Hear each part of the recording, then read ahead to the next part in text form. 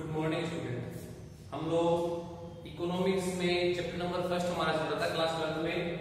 उसका थोड़ा सा लास्ट का थोड़ा सा पोर्शन रहा होगा तो हम लोग पढ़ने वाले। हमने इससे पहले वाली वीडियो में क्या क्या हमने पढ़ा था। हमने अर्थशास्त्र है क्या, अर्थशास्त्र में किसका अध्ययन किया जाता है, अर्थशास्त्र के जनक कौन है और अर्थशास्त्र के जनक द्वारा लिखी गई पुस्तक अर्थशास्त्र को कितने भागों में बांटा गया है, जैसे व्यष्टि और समष्टि अर्थशास्त्र। अर्थशास्त्र को विभिन्न अर्थशास्त्री किस तरीके से परिभाषित करते हैं, किस तरीके से वो समझते हैं, उनके विचार हमने पढ़े थे, उनकी परिभाषाएं हमने अलग अलग देखी थी, कुछ एग्जाम्पल हमने देखे थे। उसके बाद हमने उत्पादन संभावना वक्र क्या होता है उसके बारे में पढ़ा था। अवसर लागत, सीमांत लागत और उनकी हमने परिभाषाएं देखी थी। अब हम बात करते हैं कि अर्थशास्त्र विज्ञान है या कला है। अर्थशास्त्र का संबंध जो है कि विज्ञान से है या कला से, ये थोड़ा सा क्वेश्चन उठता है कि अर्थशास्त्र कला है या विज्ञान है। तो पहले तो मैं इसका डायरेक्ट आंसर दे दूं कि इसको समझने से ये पता तो दोनों ही है, अर्थशास्त्र कला और विज्ञान, इसका संबंध दोनों से ही है। अब हमें ये पढ़ने से पहले कि अर्थशास्त्र विज्ञान है या कला है, उससे पहले हमें थोड़ा सा पढ़ना पड़ेगा कि विज्ञान और कला से इसका कंपेरिजन क्यों किया गया है, विज्ञान क्या है कला क्या है। तो विज्ञान को अगर मैं सामान्य भाषा में बताऊं तो किसी भी सिद्धांत या नियम का क्रमबद्ध जो अध्ययन होता है वो क्या कहलाता है, विज्ञान कहलाता है। और कला क्या है, किसी समस्या के समाधान के लिए व्यवहारिक रूप से उस कार्य को हम कितने सर्वोत्तम या श्रेष्ठ तकनीक से हम लोग उसको सॉल्व करते हैं, उसको सरल करते हैं, वो क्या कहलाती है, कला कहलाती है। तो यहाँ पर जो है हम पढ़ेंगे कि अर्थशास्त्र में इसको विज्ञान क्यों कहा गया, कौन से इसके नियम सिद्धांत है और कौन सी ऐसी आवश्यकताएं जो कला क्यों कहेंगे, कौन सी ऐसी समस्याएं हैं जिनको हम सर्वोत्तम तरीके से श्रेष्ठ तकनीकी से उसको हल कर सकते हैं।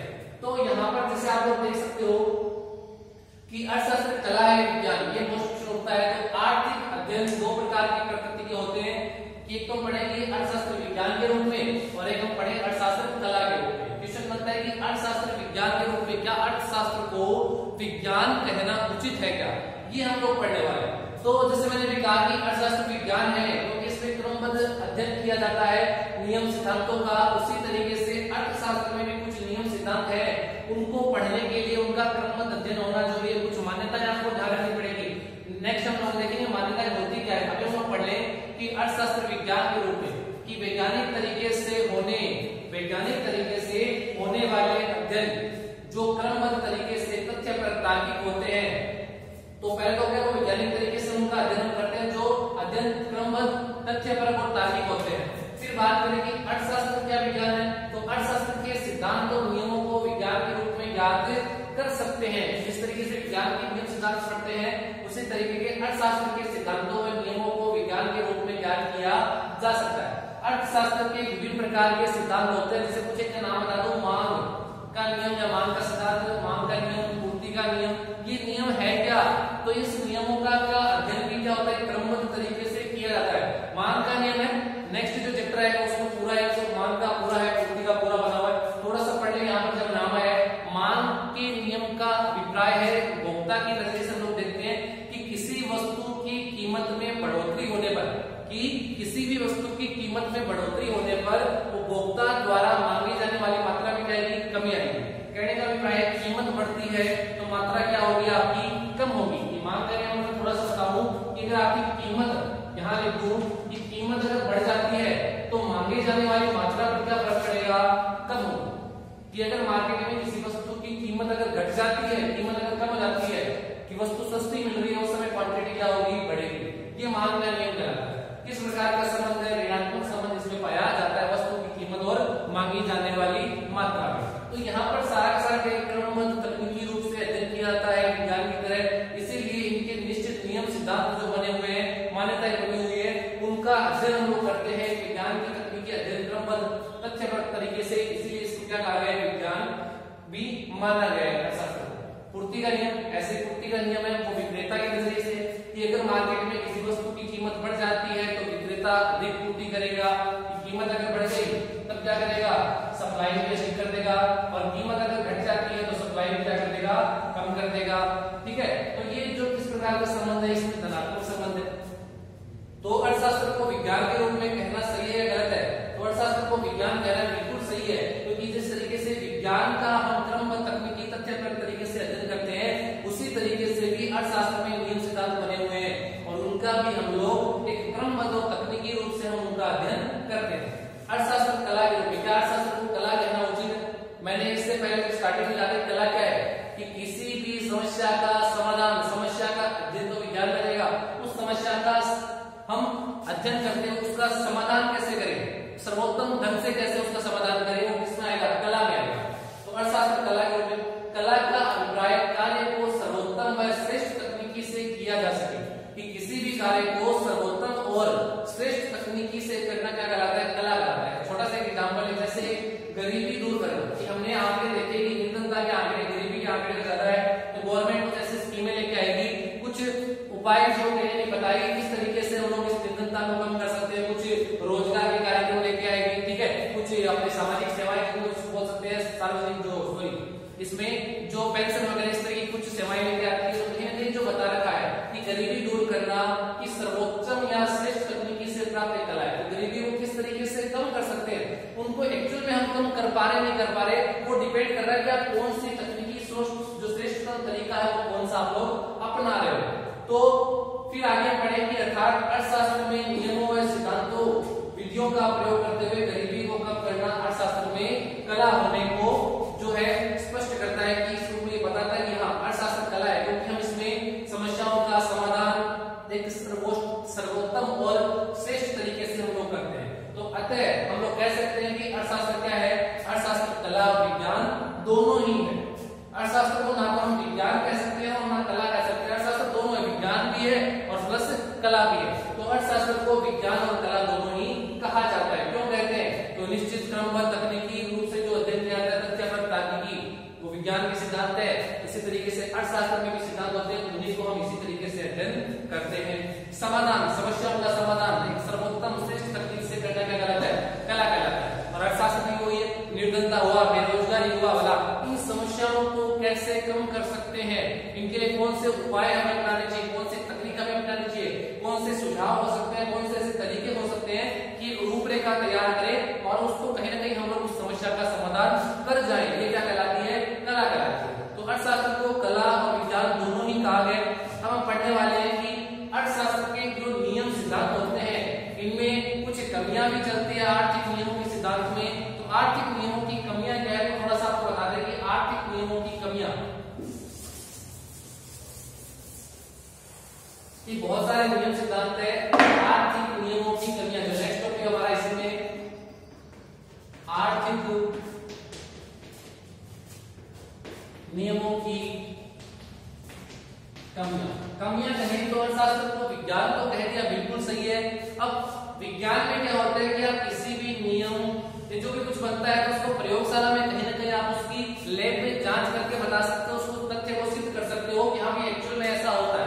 जबकि अर्थशास्त्र में किसी प्रकार की, अर्थशास्त्र की प्रयोगशाला क्या है? संपूर्ण समाज विश्व जो है इसकी क्या है? प्रयोगशाला मानी गई है। किसी भी सिद्धांत को, किसी भी नियम को, अर्थशास्त्र के नियम सिद्धांत की मैं बात कर रहा हूं, जैसे मांग का नियम हुआ, पूर्ति का नियम हुआ, तो बंद कमरे में हम लोग बैठकर इसका अध्ययन नहीं कर सकते, कि तथ्य नहीं निकाल सकते। आज मार्केट में उस वस्तु की कीमत बढ़ गई होगी तो उसका ये इफेक्ट पड़ा, उसके लिए आपको मार्केट में जाना पड़ेगा, वहां पर देखना पड़ेगा कि उस वस्तु पर क्या इफेक्ट पड़ रहा है, उसकी पहले प्राइस क्या थी, आज प्राइस क्या है, और कहीं ना कहीं उसके बिहाफ पे आप लोग उसका डिसीजन ले सकते हो कि हाँ भाई प्राइस जो है पिछले जो है पहले दिन जो कम थी आज उसकी प्राइस ज्यादा बढ़ गई है, तो बढ़ी हुई प्राइस के कारण क्या होगा कि उपभोक्ता कहीं ना कहीं उसकी मांग कम करेगी, क्योंकि उपभोक्ता के पास आय साधन क्या होते हैं? सीमित होते हैं, और वो कहीं ना कहीं एक उचित ढंग से चयनित तरीके से उसको खर्च करते हैं। तो आर्थिक नियमों में कमियां ये है कि भौतिक शुद्धता की यहाँ पर जांच नहीं हो सकती, कि अर्थशास्त्र के नियमों और सिद्धांतों को जो बता रखा है पूर्ण शुद्धता होते हैं, लेकिन इनकी जांच हम किसी प्रयोगशाला लैब में नहीं कर सकते। संपूर्ण समाज जो विश्व है वहीं पर जो इसकी प्रयोगशाला मानी गई है वहीं पर इनका अध्ययन करते हैं। तो उसके लिए आपको प्रयोगशाला में कहीं ना कहीं जो बता रखा है प्रयोगशाला में इसकी जांच नहीं हो सकती। तो वही बात यहाँ पर कही गई कि प्राकृतिक विज्ञान के विषयों को प्रयोगशाला में देकर उन नियमों के सिद्धांतों की वास्तविक परख रख सकते हैं, लेकिन अर्थशास्त्र एक प्रकार का सामाजिक विज्ञान होने के कारण इसमें नियमों व सिद्धांतों को किसी भी प्रयोगशाला में देख नहीं सकते, उनको सत्य से ज्ञात नहीं कर सकते। तो यही कारण है कि अर्थशास्त्र महत्वपूर्ण विषयों में से एक है, और अर्थशास्त्र के नियमों सिद्धांतों का सही ज्ञान कुछ मान्यताओं पर निर्भर करता है। कुछ मान्यताएं आपको पढ़नी पड़ती कहूं कि इन नियमों और सिद्धांतों में भविष्यवाणी के भी गुण विद्यमान होते हैं। अब भविष्यवाणी कैसे? अब भविष्यवाणी में मैं आपको छोटा सा एग्जांपल दूं कि कोई भी वेजिटेबल है, जैसे मान लो पोटैटो, आलू है, अगर उसकी कीमत चल रही है 30 रुपए, अब उसकी कीमत अगर बढ़ जाती है 30 से कितनी होगी 40, तो अभी मैंने बताया जैसे ही कीमत बढ़ जाती है तो क्या फर्क पड़ेगा? एक भविष्यवाणी लोग कर सकते हैं, पिछले दिन जो कीमत थी इसकी 30 रुपए थी, आज जो कीमत है वो कितनी होगी 40 रुपए। तो एक तरीके से हम लोग भविष्यवाणी कर सकते हैं कि आज इसकी डिमांड जो है, मांग जो है, इस पर क्या फर्क पड़ने वाला है, मांग में कमी आने वाली है। क्यों? क्योंकि कीमत इसकी बढ़ चुकी है। और वही कीमत अगर घट जाए तो भविष्यवाणी क्या करेंगे कि कहीं ना कहीं इसकी मांग में क्या होगी, बढ़ोतरी होने वाली है। तो वो कराती है इसके आर्थिक नियमों की कुछ कमियां हैं, नियमों पढ़ने वाले कुछ कमियां हैं कि हम इनकी प्रयोगशाला में जांच नहीं कर सकते, क्योंकि प्रयोगशाला में सिद्ध नहीं हो सकते। इनके लिए समाज, बाजार जो बता रखे हैं, या विश्व जो पूरा अंतरराष्ट्रीय जो कहीं बाजार में जाकर उनके नियमों की जांच हो सकती है। समाज के भीतर रहकर हम इन नियमों को देख सकते हैं कि सही है या गलत है। कुछ कमियां भी इसमें चलती है, ठीक है। तो क्योंकि सत्यता का पूर्ण रूप से खड़ा होकर इसकी कोई कहीं स्पष्टता इससे नहीं हो पाता कि सारे के सारे नियम सिद्धांत जो है लागू सही होंगे, भविष्यवाणी सही होगी, ये कुछ इसके अपवाद भी चलते हैं। अब हम नेक्स्ट टॉपिक जो पढ़ने वाले हैं वो है अपना मान्यताएं, कि मान्यताएं क्या होती है। मान्यताएं हम लोग पढ़ रहे थे कि मान्यताएं कहीं ना कहीं होती क्या है। तो मान्यताएं जो है किसी भी नियम और सिद्धांत को पढ़ने के लिए बताई गई शर्तें, दिशा निर्देश, कि अगर आपको नियमों को पढ़ना है तो जो उसमें दिशा निर्देश शर्तें बता रखी है उनको फॉलो करना पड़ेगा, उन मान्यताओं को अपनाना पड़ेगा, तभी वो नियम और सिद्धांत सही लागू होते हैं। जैसे मान्यताएं कुछ मूलभूत व आवश्यक बातें, दशाएं या शर्तें होती है। इन मूलभूत व आवश्यक बातों, दशाओं या शर्तों का पूरा होना किसी भी नियम व सिद्धांत के लिए आवश्यक होता है। जैसे मैंने अभी कहा था कि चाहे आप कोई भी अर्थशास्त्र का नियम पढ़ो, चाहे वो मांग का हो, पूर्ति का हो, उत्पादन संभावना, जैसा भी कोई भी उत्पादन की जो सीमांत उपयोगिता, राशि में बहुत सारे नियम जो है वो हम आगे पढ़ने वाले हैं। लेकिन उन नियमों को तभी हम लोग पढ़ सकते हैं, तभी वो सही सिद्ध हो सकते हैं जब हम उसमें बताएगी क्या मान्यताओं को अगर हम लोग समझ पाए। मान्यताएं है क्या? मान्यता है कि कोई भी नियम पढ़ो, उस नियम को पढ़ने के लिए जो शर्तें, जो गाइडलाइन आपको बताई जाएगी, जो टर्म कंडीशन आपको बताए जाएंगे, दिशा निर्देश, उनको आपको क्या करना पड़ेगा, अपनाना ही पड़ेगा, तभी वो नियम और सिद्धांत आप लोग समझ पाओगे।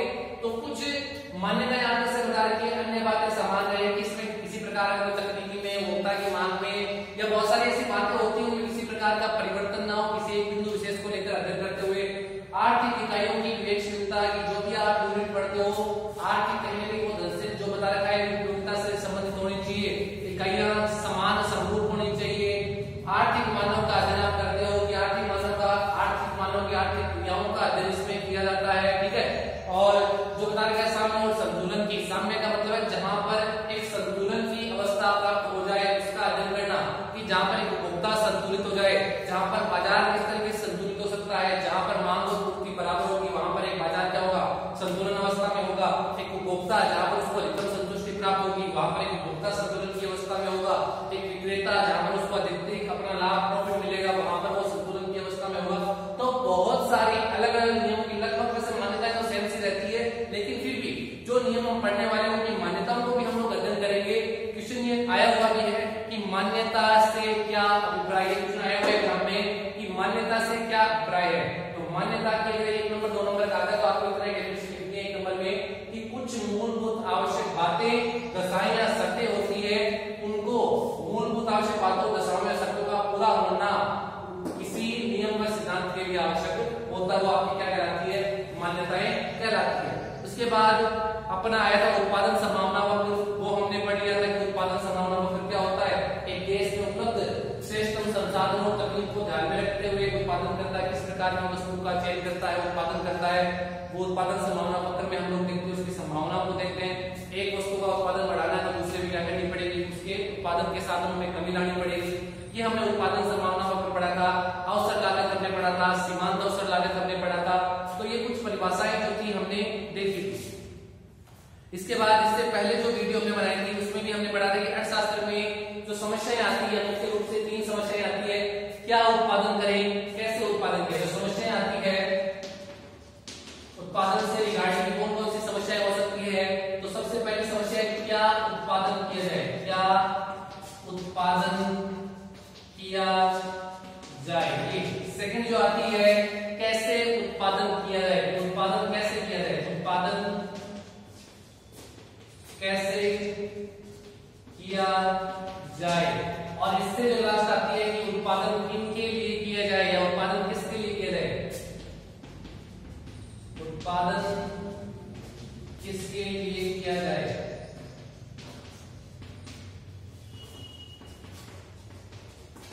ये तीन समस्याएं रहती थी जो हमने थोड़ा सा पहले डिस्कस किया, दोबारा देख लो कि क्या उत्पादन करें, कौन सी वस्तु का उत्पादन करें, पूंजीगत वस्तु बनाए, उपभोक्ता वस्तु बनाए, कौन सी वस्तु हम लोग बनाए, उपभोक्ता बाजार में किस तरह की वस्तु की डिमांड है, हमारा प्रॉफिट कैसे हो सकता है, उपभोक्ता क्या उस वस्तु को खरीद लेगा क्या। बहुत सारी बातों को समझने के बाद, विश्लेषण करने के बाद ये डिसाइड किया जाए कि कौन सी वस्तु हमें बनानी है। सेकंड समस्या आती है उत्पादन कैसे किया जाए। उत्पादन कैसे किया जाए का मतलब है कि आप कुछ मशीनरी का ज्यादा उपयोग करते हो या लेबर जो श्रम वगैरह उनसे आप लोग करवाते हो, तो वो आपकी कॉस्ट पर डिपेंड करता है कि कौन सी कॉस्ट आपको सस्ती पड़ती है, उसके बिहाफ पे आप लोग अपना प्रोडक्शन करते हो। उत्पादन किसके लिए, तीन व्यक्तियों के लिए किया जाए। तो व्यक्तियों का यहाँ पर अभिप्राय है कि वो जो उत्पादन हम लोग प्रोडक्शन कर रहे हैं वो धनी वर्ग के लिए हो, निर्धन वर्ग के लिए हो, या किस प्रकार की वस्तु हम लोग बना रहे हैं। एक बुजुर्ग व्यक्ति है, बच्चे हैं, जो महिलाएं, किस प्रकार की वस्तु हम बना रहे हैं, उनके लिए बना रहे हैं, धनी के लिए बना रहे हैं, निर्धन के लिए, उसके अकॉर्डिंग आप वस्तु तैयार करते हो। उस क्षेत्र में धनी वर्ग के लिए बनाओगे तो आप विलासिता वाली वस्तुएं, निर्धन वर्ग के लिए बनाओगे तो आज जो आवश्यक उपभोग वाली जो जीवन यापन के लिए आवश्यक है उन वस्तुओं का आप लोग उत्पादन करोगे। तो ये यहाँ पर तीन मुख्य समस्याएं चलती है। इसके अलावा अन्य समस्याएं भी कई आती है जिनमें, इसके अलावा जो हम पढ़ते हैं कि अर्थशास्त्र में जो प्रकार जो हम बात कर लेंगे, अर्थशास्त्र के अगर क्षेत्र की बात करें तो तीन क्षेत्र है, प्राथमिक, द्वितीयक क्षेत्र। और अगर अर्थशास्त्र के प्रकार की बात करें तो पूंजीवादी अर्थव्यवस्था, समाजवादी और मिश्रित अर्थव्यवस्था। तो जो नेक्स्ट क्लास होगी उसमें अपन अर्थशास्त्र के क्षेत्र, प्राथमिक, द्वितीयक, तृतीयक क्षेत्र और अर्थशास्त्र के जो बता रखे हैं कि प्रकार के, अर्थशास्त्र तीन प्रकार, मुख्य रूप से तीन प्रकार के होते हैं, पूंजीवादी अर्थव्यवस्था, समाजवादी अर्थव्यवस्था और अपनी मिश्रित अर्थव्यवस्था। अर्थव्यवस्था के प्रकार पढ़ने वाले, अर्थव्यवस्था के प्रकार। तो नेक्स्ट क्लास में